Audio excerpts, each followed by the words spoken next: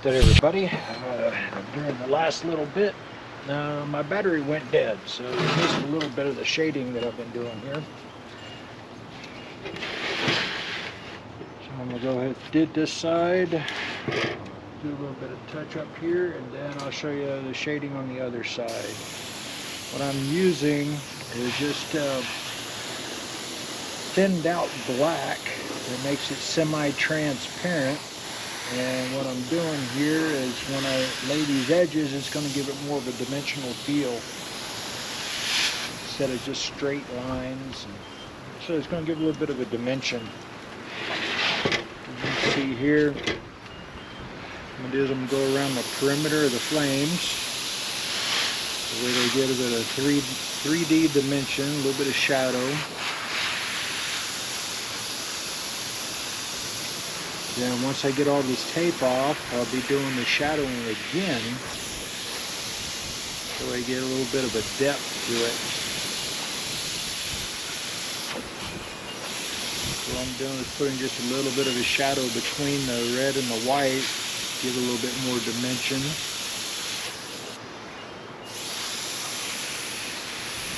One thing about airbrushing, your end result, once you get done with everything and you lay that clear down, that's when the magic happens, once you lay that clear down. Because I've had many paint jobs that I've done that look like total crap until you put the clear down, and it's like, wow.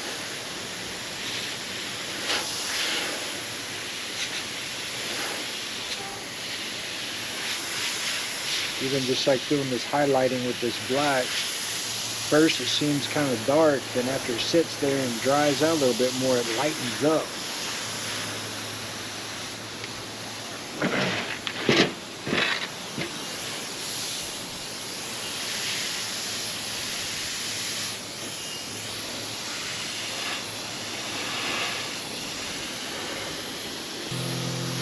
One thing that's cool about airbrushing, there's really no mistakes. There's no set ways of doing things. Everything that I do is pretty much self-taught, by watching other people and kind of dissecting other videos and just practice. You find a technique you like, sit down, figure out how it's done, and practice it. That's all you can do. And eventually you get better and better. And like I said, there's no rules, so you can take what you would think would be a mistake and incorporate something else in on top of it, or a little different. And sometimes a mistake is kind of reference to Bob Ross. There's no such thing as a mistake. There's little happy accidents. And I've had some accidents end up changing my artwork out to be something pretty dramatic. I think that's about got that. What I'm going to do now is start unmasking, and let's see what we got. Then I can start doing some shading over here on the star field.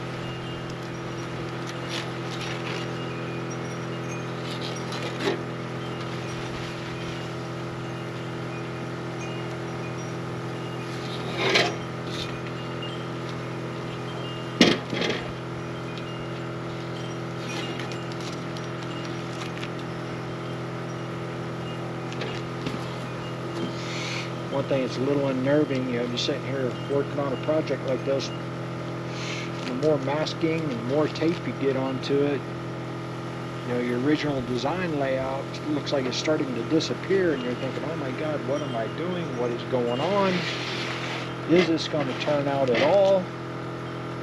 And it might look like a big old mess. I mean, it's like if somebody just was to walk up and look at this now, and they really wouldn't have a clue as to what's happening with it.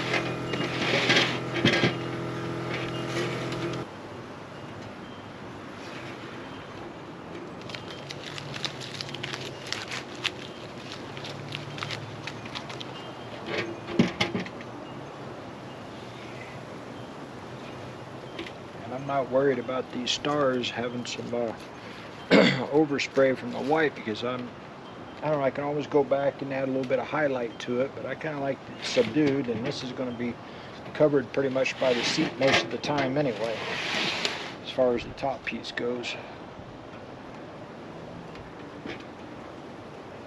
Now the fun part, we got to start tearing all this tape apart.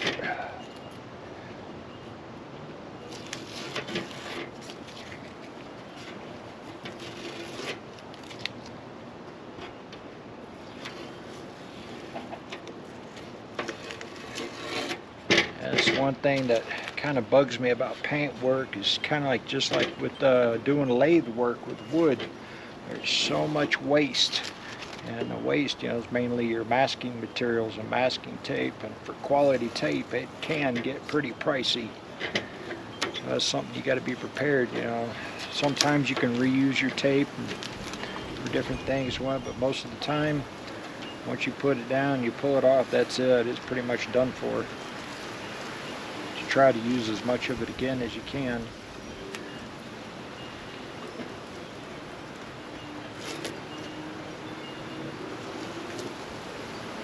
You definitely don't want to go to the dollar store and, you know, buy a masking tape to do a paint job with. It's not going to turn out well.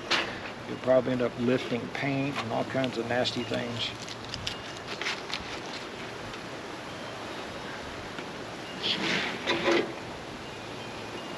Let me back this up just a little bit, get a little better view of what's going on.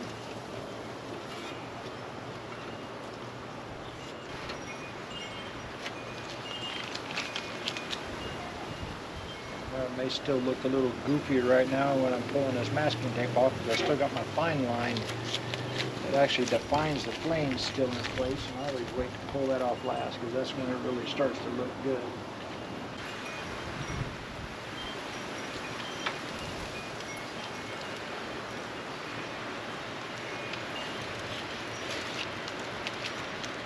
I think this now is the 4th or 5th paint job I've done on this bike in the last 18 years. I just get bored. You know, sometimes I might go 4, 5, 6 years without touching it. Sometimes a little longer. Most of the time I just get bored and decide, you know, find a new design I like, or just get bored with it. Try something different. A lot of times it's messing with a new technique. You know, I'll see something I really like and just say, okay, we're going to give that a shot. Alright, so that's all the regular masking tape. Like I said, waste. This has all just been from this project right here today. Now we pull the fine line off. Now you got to be careful with this fine line. You pull it towards the edge of the paint so it doesn't pull the paint off. So all you want it to do is just let loose. Take any little bit of overspray with it and leave a nice crisp line. If you get too fast with it and just go start jerking at it, you're going to pull paint off. And then your design will be all messed up. So kind of like right here, for some reason my fine line tore a little bit on the way off. I got to go the opposite direction. Nice crisp line. Another thing, remember when you're doing graphics, you don't want to put the paint down real heavy, because you'll have an edge. Good thing with the airbrush, you know, the edge is less defined. You can put that paint down really fine. That's also the difference between a good quality paint and a cheap paint. It will go down nice and opaque without building up too bad.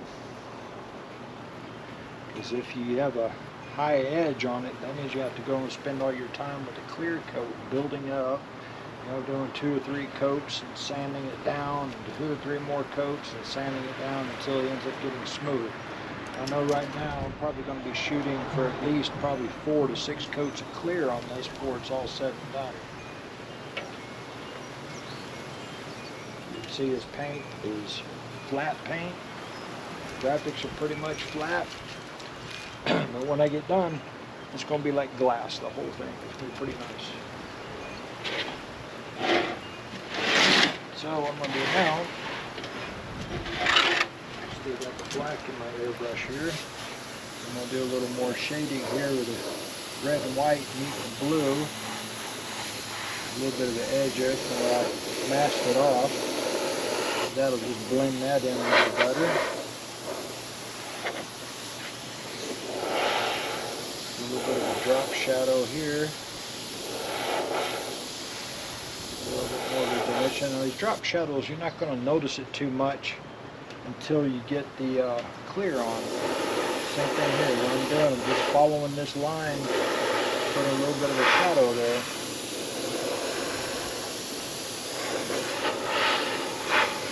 That way when the clear gets on there, it'll look like these flames are floating. A little bit of a shadow underneath them.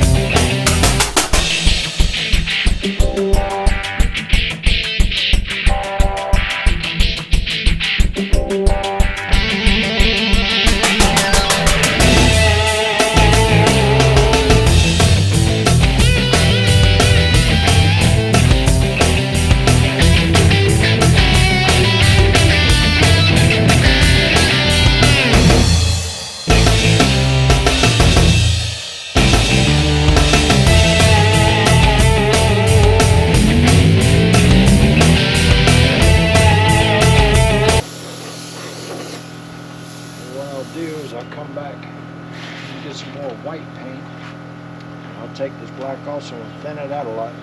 I'll just go crosswise a couple of stripes and I'll alternate black and white across the whole thing. It'll give it a ripple effect to it.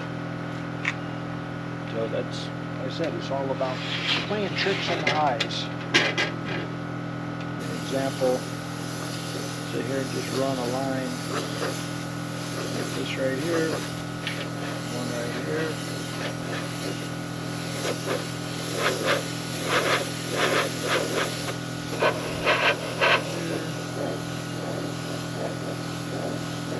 You just got to be consistent with it.